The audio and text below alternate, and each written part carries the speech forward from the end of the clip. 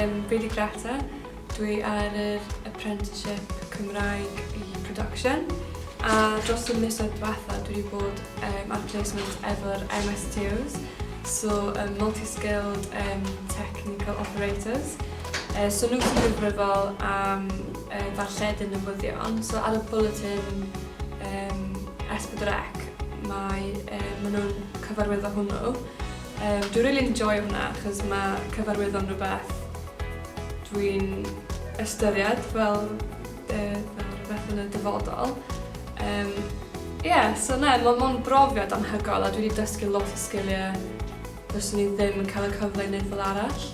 So mae hwnna'n really gwerthfawr bod yn gallu gwneud hynna a dysgu tra newyddion, hytrach na dysgu amdano fo ar bapur a trio gweithio allan wedyn.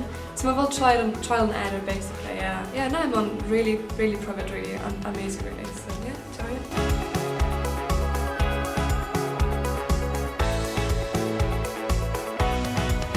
So ar hyn o bryd, dwi wedi bod yn gwneud lot o waith ar set cyn ymuno o'r BBC a dwi'n meddwl o edrych ar y llun mawr, dyna beth dwi'n mwy fel suited at dwi'n meddwl. So mae lot o waith, dwi'n really joio lle dwi ar hyn o bryd efo'r cyfarwyddo ac yn yr adran newyddion, ond dwi'n meddwl o ran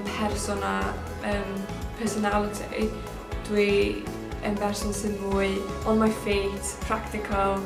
So dwi'n gobeithio mis Medi ar ôl cael yr qualification efo'r BBC a Ysgol Cymru, cychwyn mynd yn freelance. Hynna'n really scary, ond dwi'n meddwl, byddai'n beth dwi angen wneud a byddai'n tyfu lot fel person hefyd yn wneud hynny. So gobeithio mynd yn freelance, cychwyn fel rhedwr gobeithio a gweithio fy ffordd fyny, third AD a wedyn jyst gweld lle dwi'n mynd y fanna really.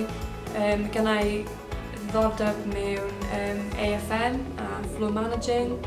Hefyd mae gen I ddiddordeb mewn vision mixing a cyfarwyddo, so mae yna lot o wahanol agweddau allai edrych ar, so jyst gweld lle dwi'n mynd really. So exciting.